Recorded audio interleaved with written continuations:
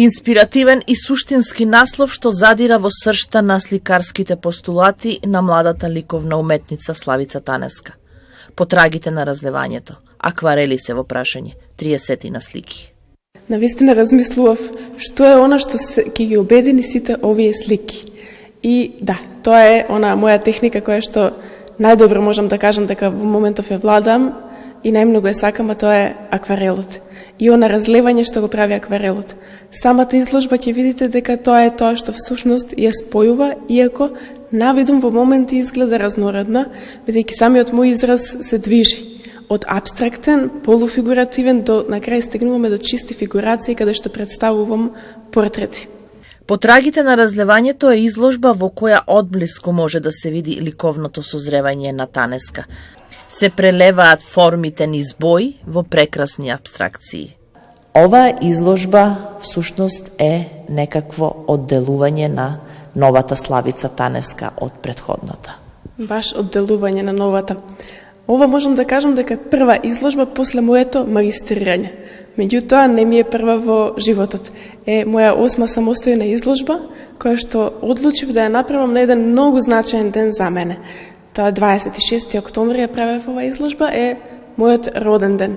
Меѓутоа и тоа не е до толку значајно за мене, колку што е значаен мојот втори роден ден, можам да го наречам, а тоа е отварањето на мојата прва самостојна изложба пред 13 години во Домот на култура Григор Приличев во Охрид, што ја отвори Славко Убевче, кој тогаш препозна во тоа едно мало девојче дека може нешто многу повеќе да се крие од тоа само мало, дека може нешто и големо тука да се крие. И тоа беше еден процес каде што се посади тоа едно семе на љубов кон уметноста, кој што се развиваше и растеше. За сега денес тоа да изферментира во еден ликовен израз кој што го представувам на оваа изложба, меѓутоа и не само на оваа изложба. Јас сето она што го имам акумулирано во овие години, денес го пренесувам на моите најдраги студенти. Асистентка е на факултетот за арт и дизајн. Изложбата е малечка показна вежба по сликарство. Сето она што јас им го пренесувам преку зборови, преку демонстрации, покажувања на вежби, сето она што ние го правиме таму и со зборови, но и практично, сакав за на крај да им го покажам на дело. Дека не тоа што јас им го зборувам и им го покажувам таму е само едни пусти зборови и пусто покажување, туку е живот кој што јас всушност го живеам. Така да имав таа чест да дојдат моите студенти за прв пат, мои студенти на моја самостојна изложба и да видат како тоа јас ја живеам уметноста, ја размислувам и ги пренесувам сите тие работи што ги имам ете на хартија, на носач. Што се разлева низ оваа изложба? Се разлеваат многу нешто, се разлева првин емоцијата. Јас велам дека бојата е емоција.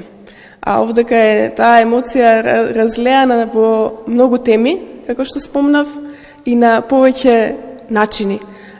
Има таа динамика што има всушност денешното време, бидејќи живееме во такво време каде што сето она што ни се случува се разлева во нас, брзо се менуваат нештата, брзо се менуваат ситуациите.